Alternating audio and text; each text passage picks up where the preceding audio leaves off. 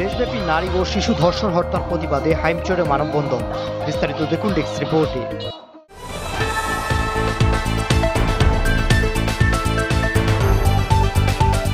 চাঁদপুরের হাইমচর উপজেলায় দেশব্যাপী নারী ও শিশু ধর্ষণ এবং হত্যার প্রতিবাদে ধর্ষকদের সর্বোচ্চ শাস্তি ফাঁসির দাবিতে মানববন্ধন কর্মসূচি পালিত হয়েছে।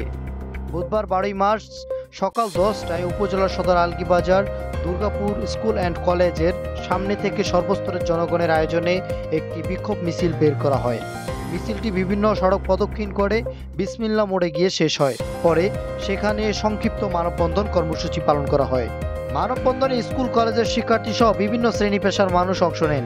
এ সময় বক্তারা নারী ও শিশু ধর্ষণ হত্যার মতো ঘৃণ্যতম অপরাধের তীব্র নিন্দা জানান এবং দর্শকদের দ্রুত গ্রেপ্তার করে দৃষ্টান্তমূলক শাস্তি নিশ্চিত করার দাবি জানান।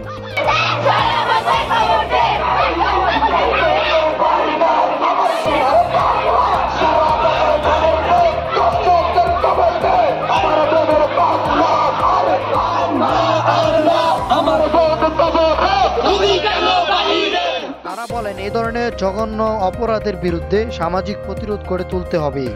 মানববন্ধনে অংশগ্রহণকারীরা বিভিন্ন প্লেকার্ড ও ফেস্টুন প্রদর্শন করেন, যাতে নারী ও শিশু নির্যাতন বন্ধের আহ্বান জানানো হয়। তারা ধর্ষকদের ফাঁসি দাবিতে বিভিন্ন স্লোগান দেন।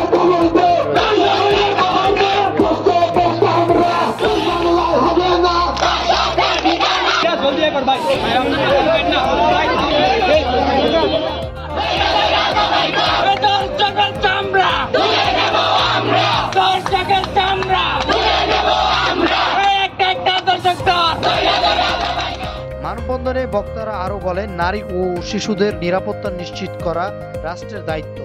এজন্য সরকারকে প্রয়োজনীয় সকল পদক্ষেপ গ্রহণ করতে হবে। তারা নারী ও শিশু নির্যাতনকারীদের বিরুদ্ধে কঠোর আইন প্রণয়ন এবং তার বাস্তবায়নের দাবি জানান।